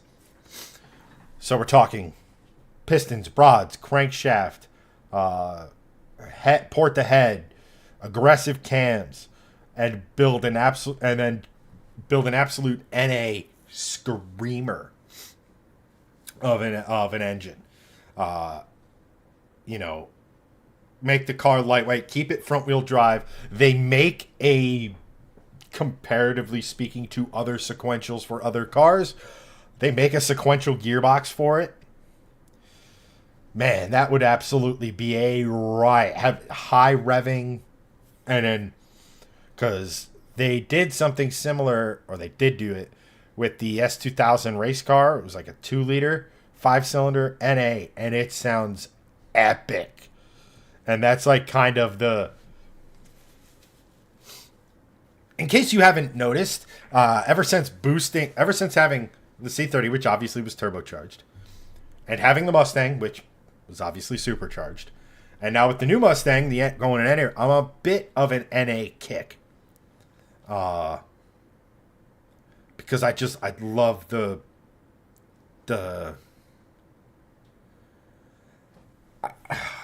there's something about that RPMs, NA horsepower. The fact that people aren't really expecting it. Sean goes, do the earlier T5 motor, the 2.3 is the strongest of the blocks. Here's the thing. I don't really necessarily think the C30 block needs to be all that giga strong. I mean, shit, if we're just... Basically, you do typical Volvo things. You sleeve it and shim it. To whatever desired displacement we want to go with. And go from there, because it's not going to have a massive, it's not like you're throwing a metric shit ton of boost at it. Sure, you'll probably have some relatively high cylinder head pressures, because you're probably going to be running, at minimum, probably something in the neighborhood of 12 to 1, if not, 11 to 1, depending on what those engines and the head design and all that stuff can handle on specifically 93, and how much control you can have over the ignition timing and all that other sort of stuff that you need when you start to throw crazy revs at an engine. I don't think you would need, like, don't get me wrong. If I was to say, take Greg's the 240, put a 5-cylinder in it, I'd want to boost it. I want it to make over 500 horsepower minimum. I'd absolutely do that 2.3 block or engine because of, like you said. Hey, Anthony's in the chat. Welcome, buddy. It's been a minute. So glad to have you here. He goes, there's 900 horsepower builds on those RNCs. I'm going to need someone to translate. I don't know what RNC means. While we're doing that, Sean goes, what mid-engine C30? What about a mid-engine C30, kind of like the Clio V6? I'm going to have a pretty, I don't know if this is a quote-unquote hot take. But I never really liked those. Not because it's French or it's a Renault or whatever. Do I think it's a cool piece of engineering? Absolutely. Do I think they're good cars, fun cars? Absolutely. But for my money, if you're going to do something mid-engine, I would rather take a Volvo 5. We've talked about this. I'd rather take a Volvo 5-cylinder and chuck it in like an MR2, preferably a second generation MR2, because again of the noise, and you don't need to make a absolute gigaton of horsepower with something like that. The RNC is the later 5-cylinder found in the P1 and up cars. Oh, okay. The weirdest thing about those engines, and I don't know why. My gut feeling was originally firing order, but apparently that's not the case. In my head, when I got to C30, shows you how much I looked into it. When I started, or let me rephrase that. When I started looking into them, I was shocked at how it was more growly, a more refined 4-cylinder sound really good comparatively speaking, but it wasn't like the white block in like the P2Rs. And in my head, I was thinking hatchback with that noise, yes. So the sound was a bit of a letdown, even though it wasn't a bad sound. They're also redonkulously quiet, even with a 3-inch downpipe and exhaust. So if I was ever to just sort of build one again, say like do a mild build on one, I'd look really hard into doing either straight pipe or like a resonator instead of like a big ass muffler, because they just weren't loud enough. And I'm not saying it has to be like ear-shatteringly loud. I'm not saying that. I'm saying it just needs to be a little bit louder just so you can enjoy it a little bit more. Also, the Euro Focus RS, which is where a lot of those crazy builds live. I mean, yeah. That's the other thing. I remember watching those videos. I remember Jeremy Clarkson saying it was a Volvo-based 5-cylinder and not putting 2 and 2 together, even though the basis of the C30 was that it was it was a similar platform to the European Focus, and I had owned two Focuses at that point in my life. And yeah, I didn't put 2 and 2 together as far as the sound and stuff was concerned. But yeah, I mean, but yeah, like, so Greg, to answer your question, in case you weren't paying attention. Half paying attention, because I had another kid thing. Fun. So the first option, and this is, I tried to explain it to Sean like this. The way I'm trying to bully you into getting a bigger turbo, I'm trying to bully him and Anthony into putting the 4.4 liter Volvo V8 into a C30 with a manual transmission and the all-wheel drive system out of like an S40 or V50. That'd be insane. And even if it only made like 350 or 400 horsepower, Who it would cares? still be epic because V8 noises. V8 noises and 300, anything over 300 horsepower in that small of a package, funsies. Do it. Yes. I'll take things my girlfriends have never said to me for 1,000, Alex. But like that's the one where it's like kind of like yes, yes, and yes. Like Sean will tell you, we've gone back and forth talking about how would you apply boost, and you'd probably I should have made you watch that Audi video, Sean, that was on KSR Performance and Fabrication and Performance, because that's how you could boost it. You could put rear-mounted turbos in the trunk, or a rear-mounted turbo in the trunk, and have those two E-boosters to limit lag. Like, I don't know if you actually watched that video, because I sent it to you too, Greg. I'm not sure if I have yet. But it's an Audi RS4. It has a 72 millimeter turbo in basically where the spare tire would used to live. That's insane. But as you know, with rear-mounted turbos, lag is a bit of a thing. Yeah. Because it takes time for the gas to sort of catch up and everything. So, to help it along, he has two E-boosters, which are basically a turbocharger with no hot side. It's literally just an electric motor spinning the compressor. Mm-hmm. So those come on for like a couple seconds, get boost up to where the RPM is now making a boost on the turbo. So there's like no lag in it. So like that's how you could probably boost that. Although I don't know. I mean, you'd probably have to find someone who makes an angle gear out of unobtainium to handle that V8 turbo torque. Although from what I understand, those 4.4s are good. They're good up to like 600, 650 horsepower. But I think NA, if you could get 400 horsepower out of it, and you could somehow figure out a way to get equal length, that'd be something to fucking try to do. That'd be crazy. You might try to do it so it's 8-into-1 collectors. Oh, that'd be nuts. That would sound biblical. But it's like but no, like the whole idea of having like a V8 all-wheel drive, and like we were talking about in American Rally, you can have up to 4.5 liters of V8 NA and compete. So like all-wheel drive V8 goodness, that's a car that people would never expect. No, 100% no. Sean goes, Honda also made a 5-cylinder called the G Series. Did not know that. Anthony goes, Skip Night. Dude took a year not to send me. Skip Night. Dude took a year to not send me a turbo and is now dragging ass to refund me. Disappointed is an understatement. Nick Knight, I think, probably. Duke City Turbos, I'd imagine. Yes. Anthony also says, swap the exhaust manifold for a Japanifold for max sound glory.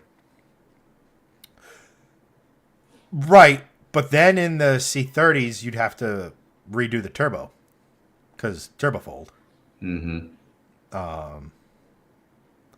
I don't know if those bolt. From my understanding, you couldn't take a like you had in the V70R turbo manifold and slap it on the C30's 5-cylinder. Yeah, no. Again, we're now tracing back to, gosh, when I was looking into all this stuff at least 5 years ago. So I'm really like scraping my knowledge base. It's like I remember when I was like autistically researching all of this, and now I forgot it. It got replaced with Mustang things. Sean goes, 2-piece oil manifold so you can still access the oil pan. Of course. I mean, obviously, what it would probably be, if you really thought about it, if you're going to do 8-into-1, you'd probably off the front bank of cylinders do that unnecessary 4 pipes and then try as best you could, given space and everything, run it into the back 4 pipes, and then eventually, so it would be 4 into 4 into 1. probably sound weirdly insane if you could That's pull it crazy. off. But I would be willing to sacrifice not doing that to make the whole thing work. Like, let me put it to you this way. If I were to somehow, by the grace of God, win Powerball, we would start doing giveaways on this channel. I've already got the first 4 lined up. Because one of them is both for me. Well, no, this is in addition. So, let me. In a perfect world, I would have my dream build. You would have your dream build. Hanson would have his dream build. Yes. In addition to those, we would have a community build where we take a C30 and do all the stuff we mentioned with the V8 and everything like that. Yeah. We'd take like a WS6 Trans Am that's maybe got a ton of mileage, restore it, and put a Lingenfelter 427 that makes 700 plus horsepower NA on 91 octane in it. Or that V10 that I showed you. Right. Into it or what have you.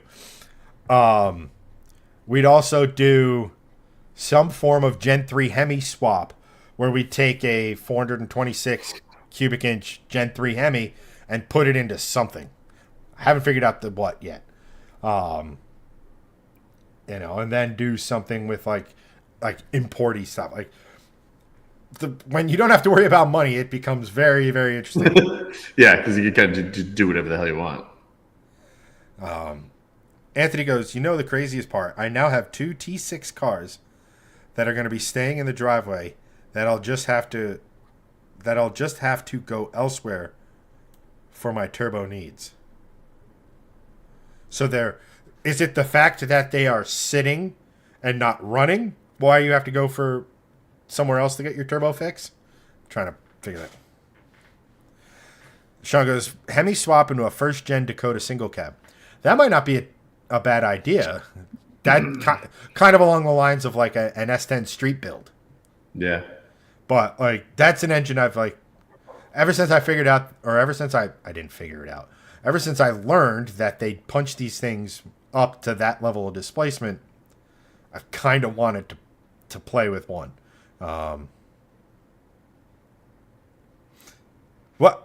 That's a good question and a good way to round out the show. Greg, if we had the budget to, not for yourself, we'll save that for another day, or we've probably already talked about it. Although with us, it changes daily on what our dream build would be. So pretty much, yeah. Not your dream build, but what would you want to build or have built as a Shifting Lanes giveaway car? Ooh. That's a great question. I would love to go like very 80/80 style and be like, oh, let's build 1,000 horsepower Lambo. But that's been done how many times? A bajillion? It's just boring at this point. Everyone's fucking done it. I know. I would do we all love V8s. I'd do a cool V8 build of some kind, probably.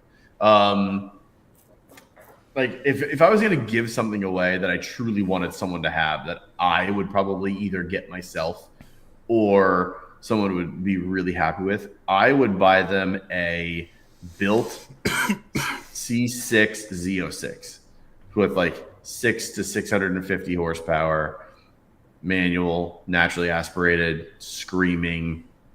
That would be a cool ass giveaway car to me. You can get them relatively inexpensive. You're not breaking the bank with this $100,000, $200,000, $250,000 car.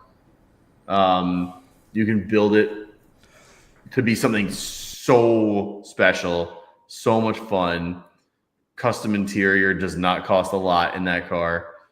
Make it really nice and something that's gonna someone's gonna have either in their family for a long time or would bring them good value over time. To me, that would be a very cool car to give away. I would want that car, but I could, again, we've won the lottery. I could also just get that car myself. So That would be, to me, that would be like a very awesome giveaway car, since we all kind of love it. Muted. In this world where Greg has no budget to speak of, he's going to be sensible and count his dollars for you guys. Where I'm just throwing out crazy, wild ideas where the engines themselves cost $30,000 to $40,000. Because it's a cool car. Like people, but it's also people want that car too. That's the thing. Or how about this? We find a wrecked Z06. Mm-hmm. But the frame's okay, but like the bodywork's kind of in shambles. Mm-hmm. And you take the body off and you put a 240 coupe body on it. Not the Nissan. Yes. The 240 Volvo. The 240 that would be a very cool car given the history of the channel. Yes. Like now and that gets into the line with screw you guys, I'm taking that home. Anthony goes, well, here's the beautiful thing. We could do it twice. Exactly. They're just doing. Our chat is now just doing requests. Anthony, how about a clean ass 240 wagon with a Yamaha V8? That would be fucking awesome. Also good. You could even get crazy and set the engine up with the same goodies that sit in the Noble. I mean, that's true. Yes, you could. Steve goes, Sienna Overland build for Steve, please. Staying on brand for Steve once again.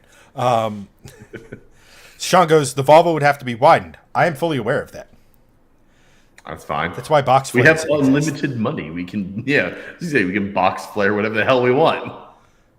But who among you would not take something that looks like a Volvo, drives like a Corvette?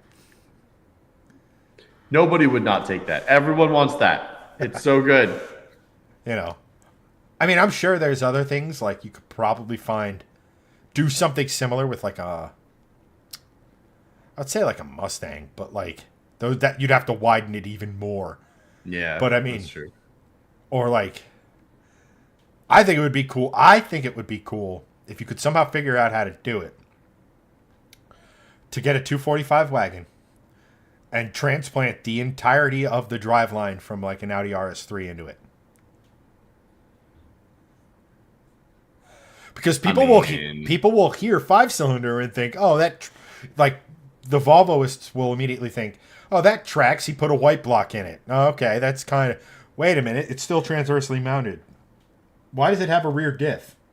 And then you're out here making 700 horsepower and embarrassing supercars off the line. Yeah, true. Sean goes Volvo 5-cylinder and Opel Kadett. I believe if we put that out as a giveaway car, the only merch that would sell would be Sean has bought a t-shirt and a sticker and a keychain. Correct. And possibly Richard Hammond, but yes. Also, I would buy one too. But that's basically at the end of the. But I was thinking, it's like, well, I have so many freaking ideas in my head, and there's only so much garage space, right? Even in a world where where money is no object. Because let's face it, if you have too many cars, you don't drive a lot of them. Yeah, true. And it'd be kind of cool. It's like, okay, I've had this massive life win. Let me give back to the guys who have supported us even before this. So, anyone who's a shifting. So, like, obviously not now, and this is not a plug to go become a supporter, but if you would like to become a supporter or a member over on YouTube, we'd be much appreciated. But we would give, like, those individuals, like the OGs, they're getting like 100+ entries automatically. Correct. Until they win one. Once they've won one, then it goes back to normal entries. Because I don't want to say, I'd hate to be in the situation where like Shorn is Shorn. Shawarma. Oh, you immediately went to the same spot there. That was a very basement yard moment. Yeah. Where like Sean's over here, then next to his trailer is like 5 insanely built cars. Yes.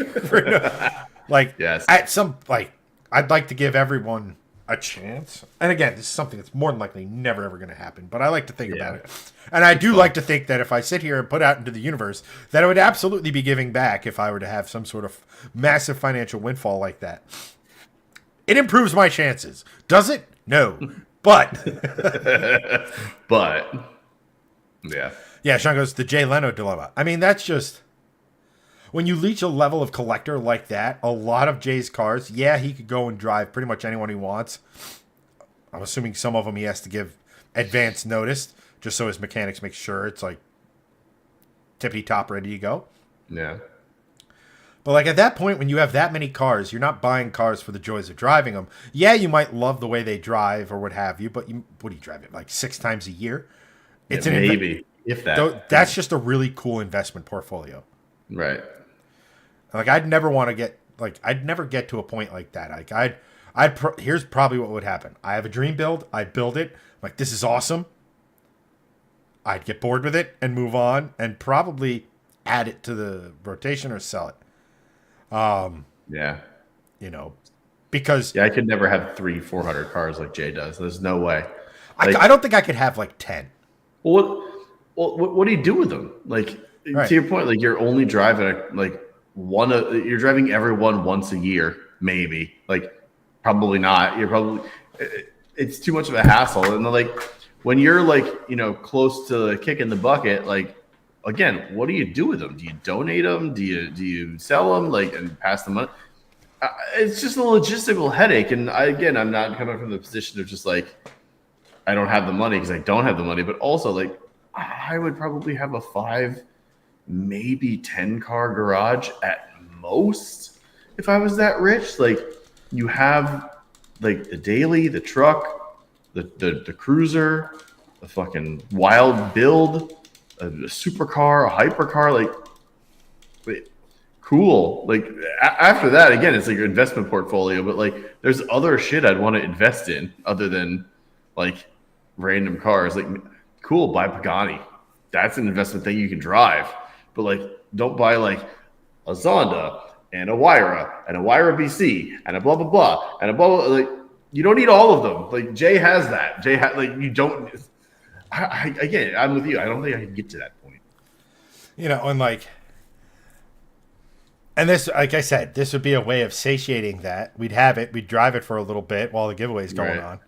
And I mean, like, what have you? Like, the automotive world would be better off for us doing that. Real quick, we'll touch on chat real quick. Steve goes, I already bought a shirt and a hat. Just hand me the win. Well, I have some great news, Steve. You win. Where shall I send you your car? Like we have nothing, but Chad actually came prepared. We do have a $1 car for you. It's not that I came prepared. I have a shelf above like my monitors with like a whole mess of stuff. Like Nice. that will all immediately fall apparently if I start moving stuff around. But like I still don't know what that is. There's Yep, not going to do that. You're just going to see an avalanche of stuff falling. You're not great. Don't do that. Anthony goes, motherfucker's driveway sounds like it came out of Gadget Racers. Sean needs to get some cash for a hoodie. I appreciate that, man, but do not feel obligated at all. As anyone, like I said, if anyone wants to go out and buy merch, shiftinglanes.com. I have a couple new designs that are coming out probably by this time next week. So be on the lookout, especially if you happen to be like a NASCAR fan. One of them will be pretty interesting. Bullshitting hard, Craig. Sean goes, I would love to have a couple cars that end up going to close friends because they're basically getting passed around. Yeah. Sean goes, I have the Lego Jesco Steve can win. There you go. I mean, Steve's model car collection is growing. I don't know if that's what he necessarily had in mind, but no, it's just something fun to think about. And like I said, God willing, it'll happen. It probably won't, but it's fun to dare to dream. Anyway, Exactly. Sean goes, I'll even take it apart with firm, no instructions provided, though. Actually, I have a Pagani Lego lying around here somewhere. At any rate, that feels like a good spot to call it an evening. Yes, sir. Everyone, thank you so much for watching. Thank you for commenting. Yes. Thank you again to Guitar Player 6689 over on YouTube for the $1.49 super chat for a hamburger. Appreciate you. Yeah. Thank you very much. I'd love to know who that was. If they were just a random fan, that's awesome. If not, good on you. Appreciate it. Appreciate it. But for that, that's going to wrap up this show. And Greg's had 2 weeks to think of it. Oh, I'm super not prepared for this. But I'll think of something on the fly. Greg, send us out with your dad advice of the week. Dad advice of the week. I literally have nothing. But it's going to be centered around beer tonight because I'm drinking beer. Always drink responsibly. But when you find when you find a beer that you like, get a good cup, because I have been drinking juice, but random beverages on stream for a long time. You have now. a Stanley Cup. I can no longer take you seriously. No, this was given to me by my wife. You're so basic. I did not buy this gift. But I will say, this is my first time using it. This is an early Christmas present. This tonight was life-changing, because when I'm doing this show and we're like, we're having some fun, whether I'm having that or water or whatever, it always gets warm. And I know it's colder, obviously, in my garage. Just open the garage door. This thing, game changer. If you are having a good cold beverage, get a good cold beverage cup, because that is going to enhance your beveraging. And just to, I guess I'll go with the old Scout motto in that sense: be prepared. Being prepared is always a good thing when you're living life and growing up and becoming a man. And I'll close it out. You just give me the Scout symbol. That's amazing. You got to do the Boy Scout one. That's entirely more awkward. Why did we go from this, that we were like, I don't want to belabor the show, but like, this is so easy to do. Couldn't we have just carried this through Cub Scouts? This is fucking impossible. It took me like 2 years to actually learn how to do. This is so annoying. I don't know. There was probably this. Well, seeing as how this is already demonetized. Is it really? Yes. Fantastic. So, I'll just say, probably because in the early days of scouting, one of the early high-ranking scoutmasters had a frustrated wife and wanted more.